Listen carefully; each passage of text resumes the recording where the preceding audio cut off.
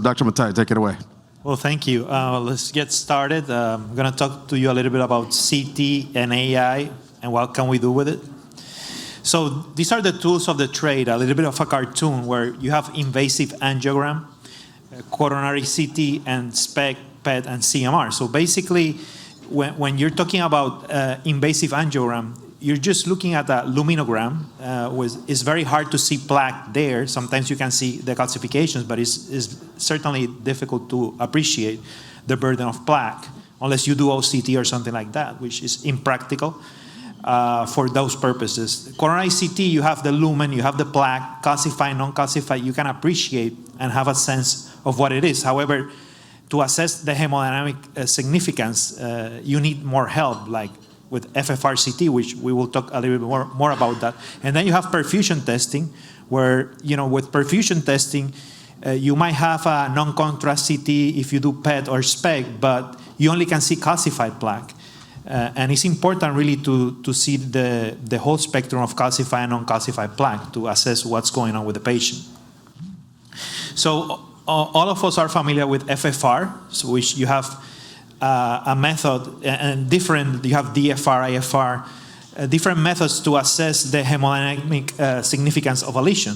But CT-FFR is based on the principle of FFR, and basically we acquire the scan, we push the scan to a cloud system where someone processing in the company, in this case, just to say HeartFlow, will assess the CT using a complex algorithm that is based on the fluid dynamics of basically when they're doing simulation of airplanes.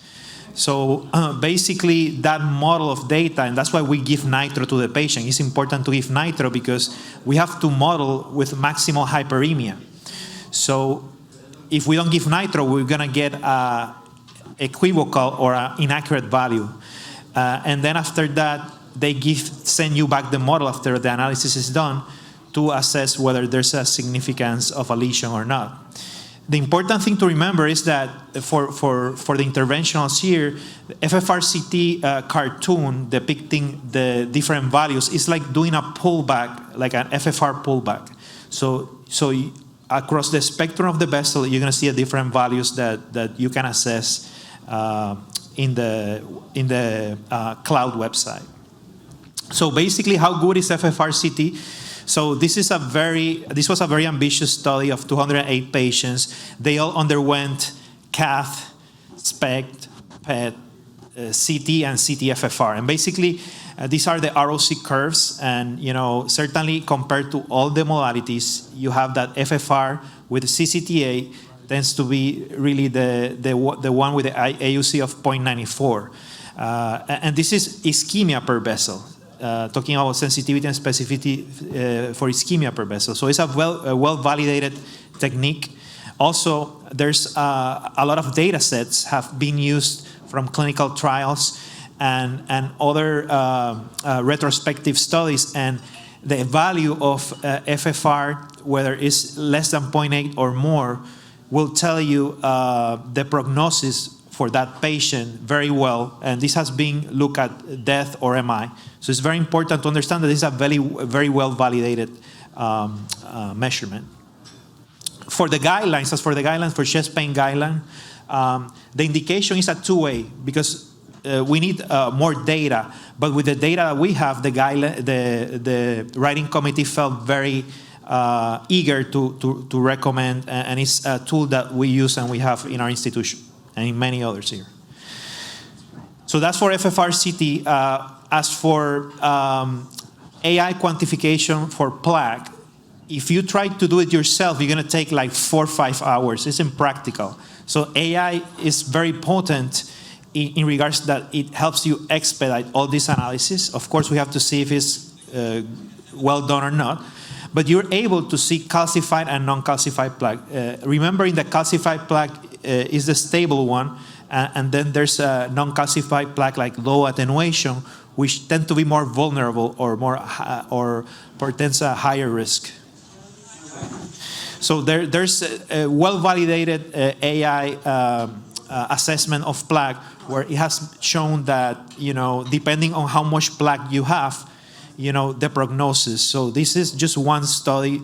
Multiple studies is a very well-validated technique, and there's multiple vendors for those type of services.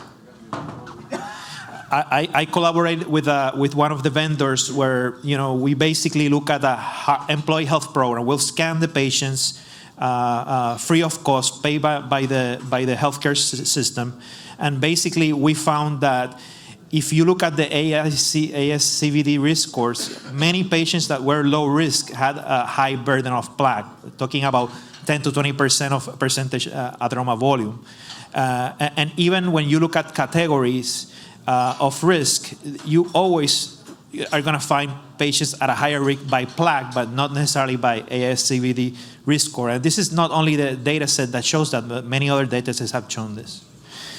And also, in the same institution, we look at health expenditures, and we found that the patients that underwent our program spent less than the patients that underwent the program, and the return on investment was seen already by year 3. So these are the stages per cubic millimeters. So basically, this is a case, 55 years old woman. I'm just going to point out the real disease is an ostial LAD lesion there. And basically, the roadmap is showing you where the lesion is, or this is something that HeartFlow shows, where if it's red, it's moderate lesion. FFRCT was pretty positive, less than 0.80 in this vessel, so it's very positive. Also, there was a plaque analysis, and this patient only had 50 cubic millimeters. So if you see the different stages, this is stage 1. But it doesn't matter, it's not only the burden, but where it's located. So basically, in this situation, you will get a report like this, where you have the cubic millimeters, the degree of stenosis, the calcified, non-calcified, and low attenuation. It's very important because this can be used in the future to modify statin treatment, and there's other algorithms recommended where preventive care will be recommended depending on the stage and the findings. In this case, this patient definitely need intervention, but I just wanted to show you how it looks, and we just solidify our agreement with HeartFlow, and we're going to have that for our patients and for the providers. So this is all I have for you.